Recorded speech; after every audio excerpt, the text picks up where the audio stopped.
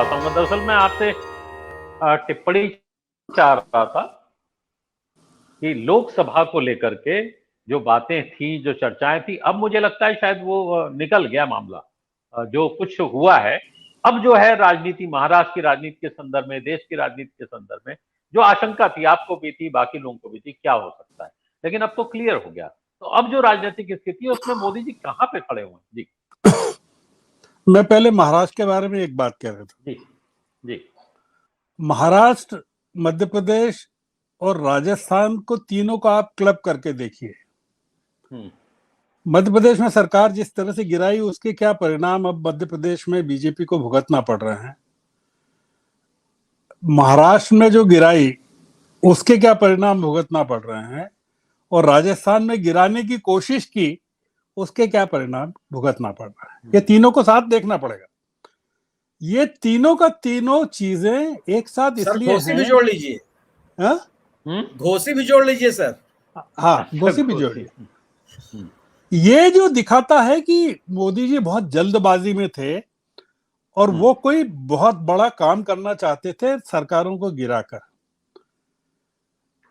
आप देखिए कि मिस फायर कैसे हुआ, कि अजीत पवार को शपथ किस तरह से दिलाई और कितना बैकफायर किया वो पूरा का पूरा मामला। ये पूरा जो प्रकरण था वो ये था कि सरकारों को गिराना है, और वो सब जगह इनको दुख दे रहा है, अब दुख दे रहा है और लोकसभा में भी दुख देगा। उसका परिणाम क्या हुआ कि अजीत पवार को वापस जाना पड़ा।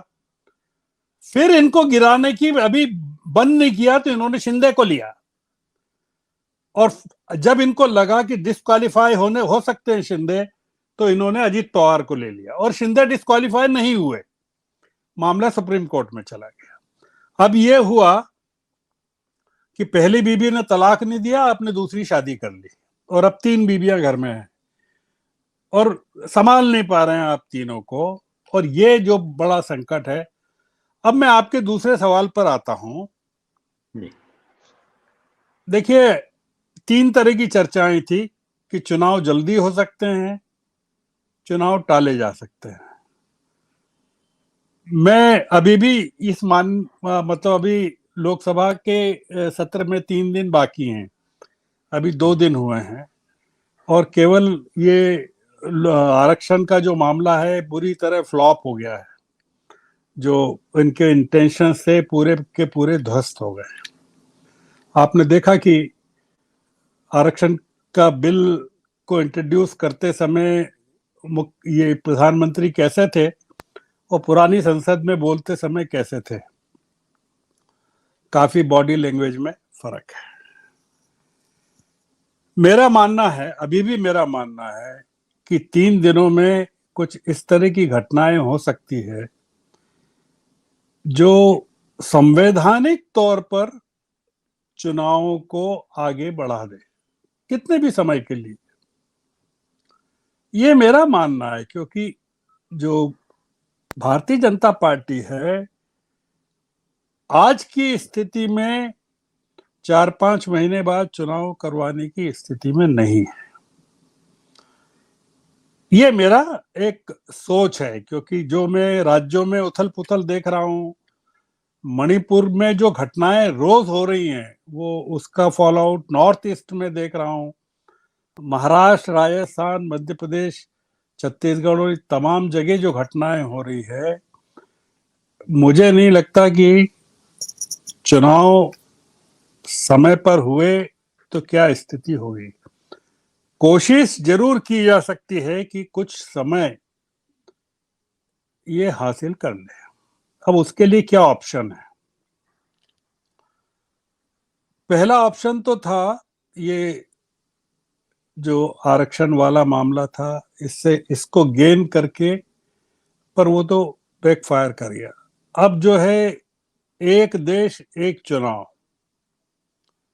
का जो मामला है अभी बाकी है, वो अगर प्रेजेंट करते हैं किसी फॉर्म में और कुछ चुनावों को आगे खसकाते हैं, कुछ को पीछे लाते हैं, ऐसा माना जा रहा है कि 16-17 असेंबलीज को के चुनाव एक साथ करवाए जा सकते हैं।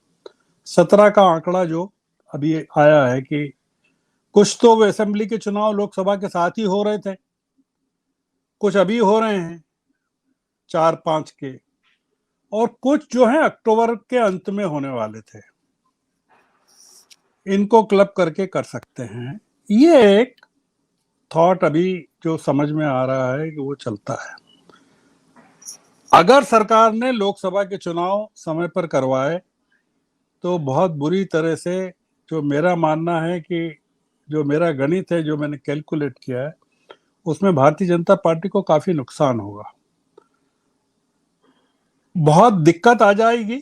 और जो आरएसएस की अभी रिएक्शंस आई हैं, हम देख रहे हैं मणिपुर को लेकर, जो पब्लिकली जो पुणे की बैठक के दौरान जो आई है, तमाम चीजें इशारा कर रही हैं कि मोदी जी को लेकर आरएसएस और बीजेपी में काफी तनाव चल रहा है। इन तमाम स्थितियों में मोदी जी को टाइम चाहिए चीजों को ठीक करने के लिए, और वो टाइम अगर नहीं मिलेगा संवैधानिक तौर पर, तो मुझे थोड़ा सा ये भी लगता है कि कुछ इस तरह के कदम भी उठाए जा सकते हैं कि जो संविधान से अलग भी हो सकते हैं। तो मैं अभी, आप शायद ये कहना चाह रहे हैं कि चुनाव समय पर होंगे तो क्या परिणाम होंगे, आप शायद ये मानकर चल रहे हैं। बिल्कुल, है ना? हाँ, बिल्कुल बिल्कुल, हाँ, अगर समय तो मेरा ये मानना है कि अगर समय पर हुए तो भारतीय जनता पार्टी बुरी तरह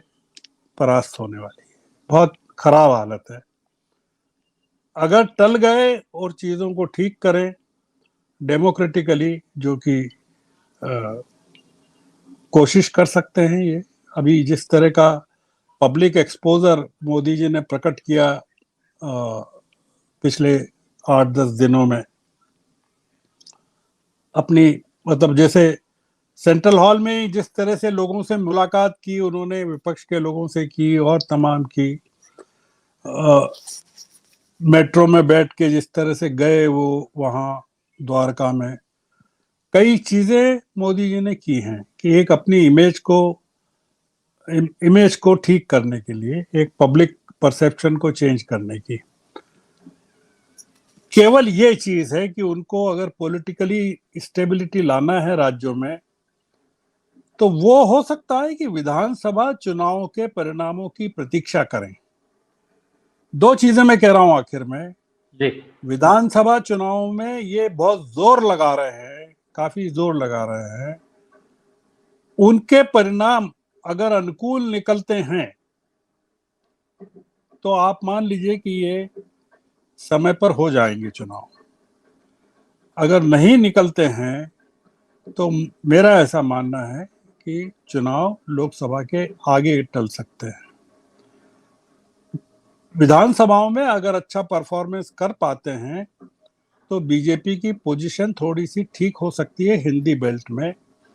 अगर विधानसभा के परिणाम ठीक नहीं निकलते हैं तो ये आगे बढ़ाएंगे और निश्चित रूप से कुछ चीजें कर सकते हैं।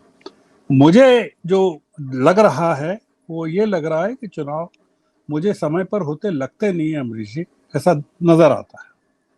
बिल्कुल, खास करके मैं देख रहा हूँ मोदी जी की भाषा बदल गई है, हाव बदल गया है, विचारों में भी परिवर्तन आ गया है। जैसे कल बात उन्होंने नेहरू जी को लेके कही, एग्जैक्टली जो अंदाज था उनका, अटल जी का जो उन्होंने कोट किया कि सरकारें जो है आती जाती रही,